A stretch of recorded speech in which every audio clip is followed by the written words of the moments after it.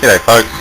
Well, it's time for an update on Villiers Mk15. I decided to go shopping today and got new oil seals, and wherever it is there's a brand new bearing race. It's one of the old ones. The other end, the bigger end, was actually in really good condition just like the rest of the motor, so I didn't bother replacing that. I think I fitted it to the crankshaft actually, but that's all new. I just got to clean up all these parts. That's the oil sling tray, camshaft and pin, obviously the piston. Not too bad. There's more bits below it. Yeah, there's the new bearing. Just got to take those rubber seals out and oil it up. I worked out that the in-flywheel magneto works, which is great. It's still working in good condition. So yeah, I've honed the block and obviously painted and cleaned it up, given it a good wash in hot soapy water. Now I've got the valve lifters in there, and that's about it. Oh, and the other new oil seals in there, brand new. They're Imperial seals. I think that one was 3/4 inch shaft diameter and 1 3/4 inch outside diameter. This other one, wherever it's gone. And there's another one around here somewhere. That's the old one, but the old one's a bit bigger. They are standard off-the-shelf Imperial seal, as are the bearing races. So it only cost me $30 from CBC Bearings. Good stuff. Okay, well that went together nicely. All the internals are back in.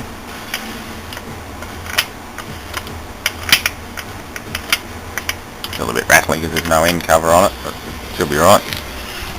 My dad also dropped in and on his way home from work and said there's a 6 cubic metre bin full of these computers at a school that he's working on, and they're just going to throw them down the tip.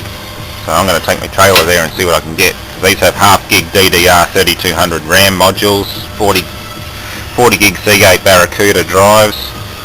I'm not sure what the CPU is. It'll probably be Pentium 3 or 4. I'd say Pentium 4 because of the heatsink style or Celeron. Yeah, they're not too bad actually. They've got ATA, or what do you call them? SATA plugs. Might even find a replacement for my workshop computer.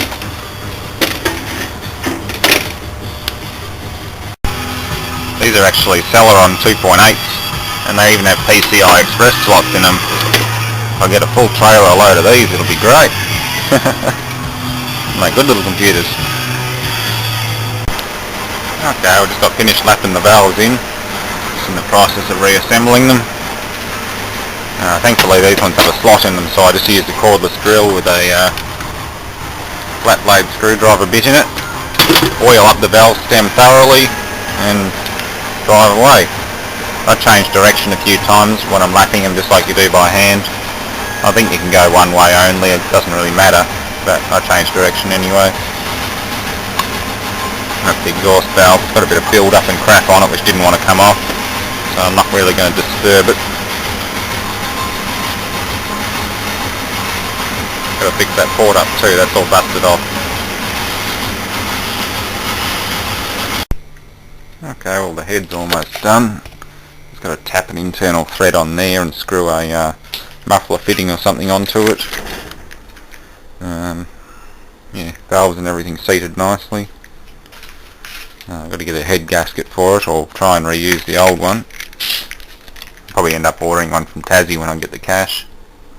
But for now I'm going to reuse the old one. It's nothing to whip the head off, especially with no cowling on it. And this thing here is the coil magneto cowling. That's all nice and painted and clean. So I can go back on with a new oil seal in it, and that should do it. Well, for the time being anyway. Thanks for watching. Just a bit of info for your rebuilders out there. The seal is a KOK 3701. It's 0.875 inches ID, 1.875 OD, 0.25 inches thickness, which is that thickness there. And this is the flywheel end, KOK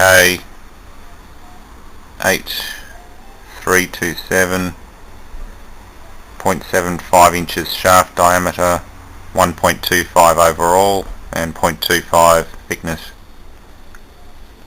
And the other part number on it is IC12020. Well, sorry, not TC12020. That one there is, it's hard to read it, TC12027. So hopefully that'll help somebody out. Likewise, the small bearing on the flywheel end is WTW Japan model RLS 6R8. Imperial bearings, obviously. I didn't get one of the big end up here because that one's in really good condition. And that's a new seal fitted in the housing. This one has to be fitted from the inside because there's an external step. This one here can be fitted from the outside or the inside, it doesn't really matter, it's easiest from the outside. Just use a socket of the similar or same size as the bore, or just a tiny bit under, and just tap it in gently. Try not to dent or crush the inside of it. Really easy. Once you've done one seal you can do them all pretty much.